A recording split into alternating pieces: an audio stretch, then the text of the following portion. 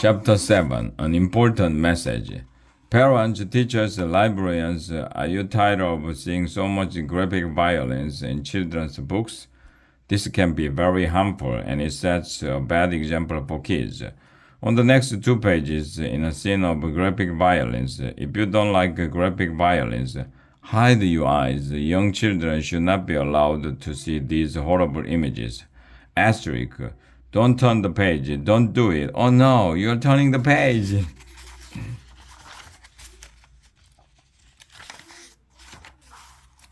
Chapter 8. This means war. After Droney kidnapped Mr. Claus, we all ran inside. We closed the door of the bell lab behind us. Quick, lock the door, said Mr. Aker. Droney could come back any minute. I was all out of breath and panting, which means I was wearing pants. We've got to do something, shouted Emily. What are we gonna do? Asked Ryan. We have to rescue Mr. Klutz, said Neil. To do that, said Miss Aker, we are going to have to take drastic measures. Like what? We all asked.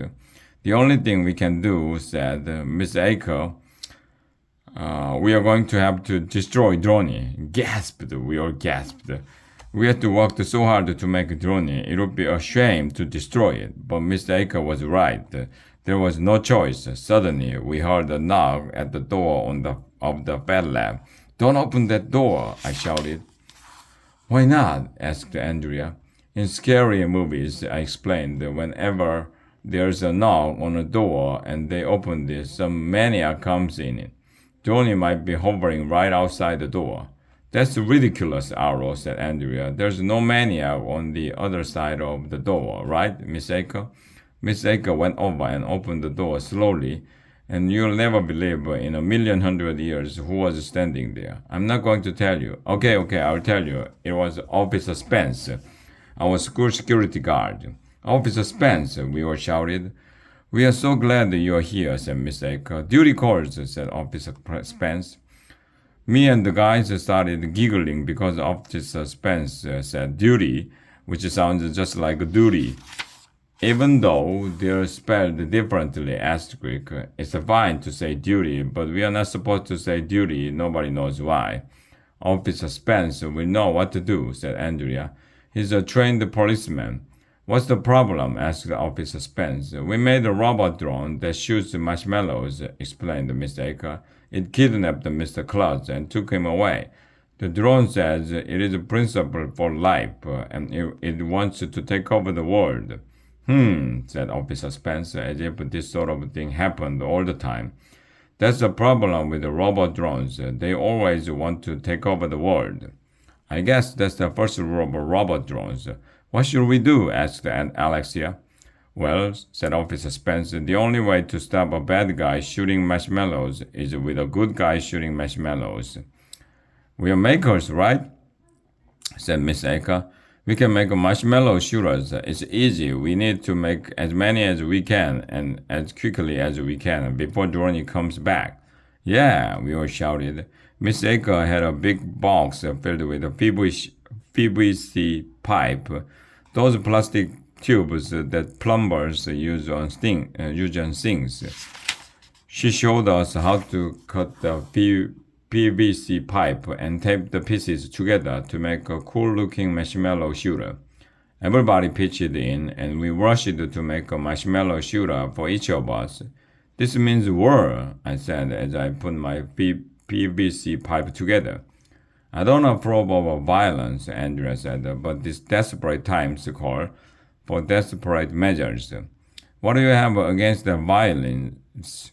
I asked. Not violence, Arlo, Andrea yelled at me. Violence. I was just yanking Andrea's chain. I noticed that Miss Aker had a worried look on her face. What's wrong, Miss Aker? I asked. I don't think these marshmallow shooters are going to be enough to stop Droney, she replied. We are going to need more firepower. We could make a soda bottle airplane, said Ryan. We could make a solar blimp or a rubber band helicopter, said Michael. We could make friendship necklaces, said Emily. What good would that do? I asked. I have an idea, said Alexia. Why don't we make another drone? Another drone? Yes. We could make a drone that's bigger and stronger and meaner than Droney, said Alexia. It was a genius idea. Alexia should get the Nobel Prize for that one. We got to work right away making another drone. Miss Aker called Mr. Doker and Mrs. Yonkers down to the Bell Lab to help with the computer stuff. Some of the other teachers came down too. Everybody pitched in. We knew we would have to work as a team to defeat Droney. I noticed that our own teacher, Mr. Cooper, wasn't there. Hey, where's Mr. Cooper? I asked him to come, said Mrs. Yonkers. He said he didn't want to.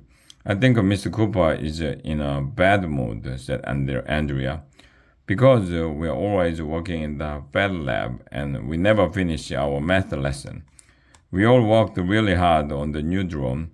Mr. Doker drew the basic design. Mrs. Yonkers programmed the computer stuff.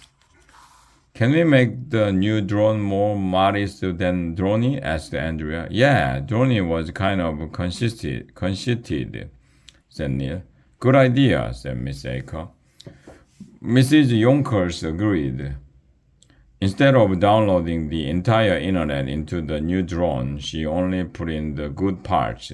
The new drone was nearly finished. We were printing it on the 3D printer when there was a knock on the door. I told Miss Aker not to open it, but she did anyway.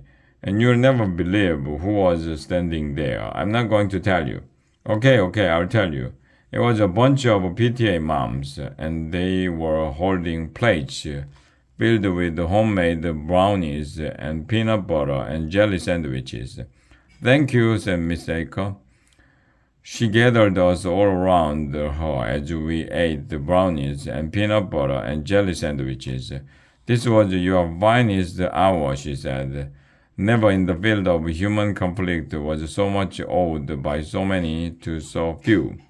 I had no idea what she was talking about, but finally our new robot drone was finished. It just needed one more thing, a name. We shouted out lots of names. New improved Droney, Droney 2.0, Droney Destroyer. How about Super Droney, suggested Alexia. Yeah, everybody shouted. We all agreed that Super Droney would be a cool name. Speak, Super Droney, said Miss Aker. Super Droney said just 3 words. Must destroy Droney.